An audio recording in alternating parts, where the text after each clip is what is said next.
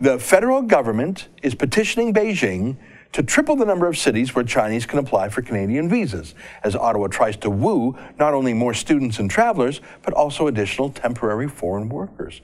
Hang on. We're begging China to let us bring in more workers from there. Now, I understand more tourists. I get it. They come and spend money in hotels and restaurants. We get the money.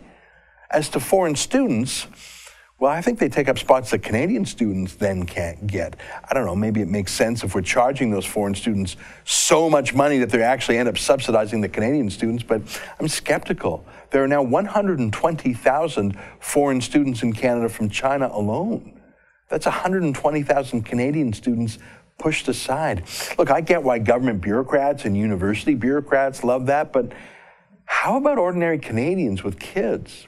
But the main point is, why are they actually begging China to send us cheap workers to undercut Canadian workers? Now, that may suit the interests of, say, a mine that doesn't want to hire Canadian miners, but how does it benefit the interests of all Canadians? Now, John McCallum loves it. He loved it when he was Trudeau's immigration minister. He actually boasted about his plans to bring in tens of thousands of low-skilled Syrian migrants to Atlantic Canada. That is a bizarre and shocking plan, especially for a region with high unemployment. Now, that kooky plan seems to have stalled, but he's more eager than ever to bring in cheap Chinese laborers. Here's John McCallum in Parliament just this week. Now, I mean, he's not on immigration anymore. He's Trudeau's point man for China. And he has this absurd Trudeau-style negotiating tactic of saying yes to whatever China wants in advance.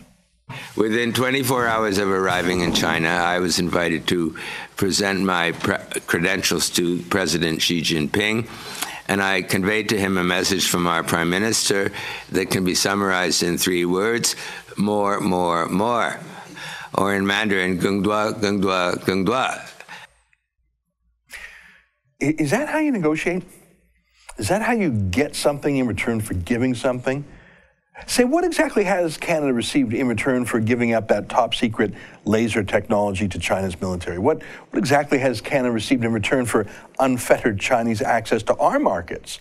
And what will we get in return for letting them bring in thousands of cheap Chinese laborers? What have we received in return for letting 120,000 Chinese students fill up our universities? That's the equivalent of 3 or 4 entire huge universities, by the way. What have we received? Hey, if you like that, sign up for my show every day. Click on the screen to subscribe.